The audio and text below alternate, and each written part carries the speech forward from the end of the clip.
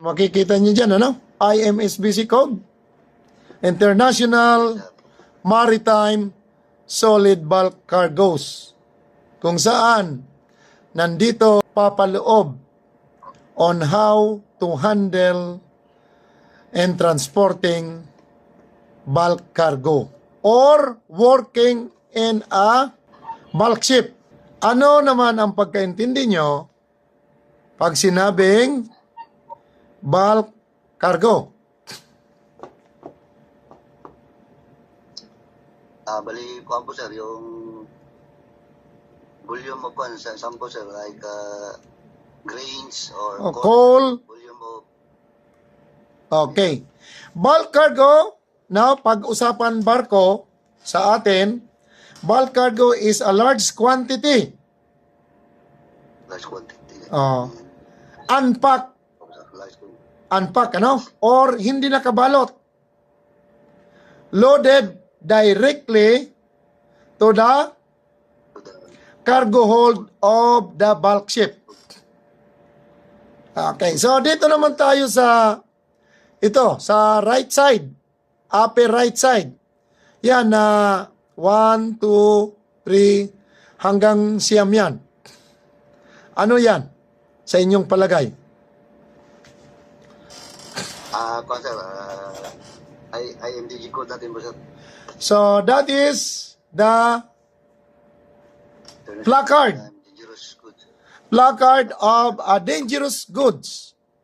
So kasi ang dangerous goods classified from 1 to 9. May mga placard na hindi lang yung karakter ang nakalagay. Mayroon na written dyan yung description niya or may text. Kaya kung kayo shipmate na, no, mag-order ka ganyan na mga placard for the dangerous goods, mas maganda yung may pangalan na. Sa baba naman, right side, lower. Yun yung, ano yon? Yung barko. Na, Po sir, ano yan? kuhan sir. Na-capsize po sir. Tagilid na, hindi pa capsize. Listing to starboard or the seawater is already on the main deck. So what do you think the cost or causes? Yan na barko ay tumagilid. Ano? Sir, yung kuhan sir, yung nag-liquefied yung kuhan sir, tagaminto po sir. Kaya nung nag-liquefy siya sir, ni kuhan sir, nung nagulong ang barko, nag-transfer sa isang side sir. Okay, so Sa kuhan sir. tama yon. Possible yon. How about Robert? Po, sir. Robert, ano ang naisip mo? Bakit yan tumagilid? Yan o, may tagboat o. Dahil sure sa sir, sa kargamento. Pwede rin na ship yung cargo dahilan sa alon, pero hindi man maalon. Or, yung kargamento is yung tinatawag na cargo is shallow. Pareha sa mga nangyayari sa domestic, yung mga roro passenger dyan, karamihan ang nangyayari, kaya lumubog dahil nag-ship yung cargo, dahil hindi naka-proper lasing or nakalas yung lasing. Pwede rin na si shipmate nagkamali ng pag-transfer ng balas.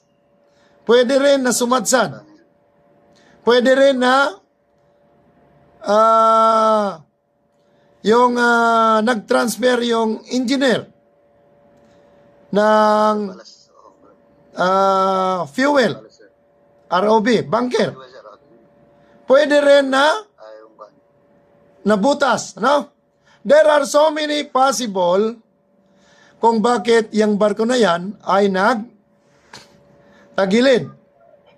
But Opo, sir. with regards to our training, hazmat for bulk, so doon tayo mag-focus sa yung sinabi mo, third, na nag-liquefy. Opo, sir. So, liquefaction is dangerous. Pag nag-liquefy yung cargo natin, Ano ang ibig sabihin ng liquefaction of cargo? Yung cargo ay solid na nag-change sa fluid or nagkaroon ng condensation. O ano ba ang condensation? So, ganun din yun. Parehas na mo, sir. Parehas na, hindi, magkukondense kasi magkano yun na mayroong parang parehas sa science, di ba? Yung cycle of water, di ba? Nag-evaporate, na ganun. So, now, kung nag-liquefy, naging fluid yung kargamento, magkakaroon ng cargo shifting that will affect the ship stability or reduce stability of the ship. Ang alamin naman natin ay ano ba yung hazard of carrying bulk cargo. Anybody? Ano, sir? Hazard. Paring, Ano ba yung hazard sa Tagalog? Panganib. sir. Panganib. Okay. So, ano ba yung panganib? Ano naiisip mo, Gilbert? Dahil galing ka sa general cargo. O, bulk din yun. Sir, Ano ba yung panganib or dangerous? Or hazard? ano, sir, sa mga kargamento, sir. Okay, so kargamento. Yung sinabi kanina ni third is, one is liquefaction. So reduce ship stability due to liquefaction. Na-mention ko na yung kanina na magkakaroon ng shifting of cargo. Then, the stability of the ship will reduce. Ano pa? Sunod ay posibleng magkasunog. Fire or explosion. Dahilan sa chemical hazard ng mga kargamento or ng cargo. Isa ng example dyan, yung coal. Ano? Yan. Ano pa ang sunod? Next is damage to ship structure due to poor loading procedure. So ito naman ay trabaho ni Shipmate. Kaya pag na-receive na ni Kapitan yung information, yung quantity, ini-email man yan, na Dear Captain, email yun.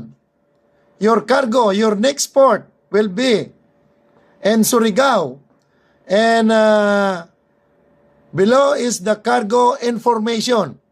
So, ngayon, either iron ore, fine or iron ore fillets. So, si Chief Officer ay pupunta na doon sa cargo office to calculate kung kayang i-accommodate yung kargong binigay ng shipper or ng agent. Isi-simulate na ni Shipmate using the Ship Stability Program para maiwasan yung damage sa structural ng barko. Then, pag nag-alongside na kayo, or before alongside, na fix na ni Shipmate, approve na ni Kapitan yung computation ni Shipmate and also the shore side, ano ang gagawin ni Shipmate? The Shipmate will conduct a toolbox meeting with regards to the upcoming cargo loading operation. Bibigyan kayo na ganito. Ito ang first hatch or quantity, partially, one port, ganito, ganyan. Ito ang next. As an OS and officer, you should follow. You should monitor the cargo loading operation in accordance to the chief officer plan. Okay. Kopya mga sir. Klaro? Yes po, sir. Okay. Thank you very much at naintindihan nyo.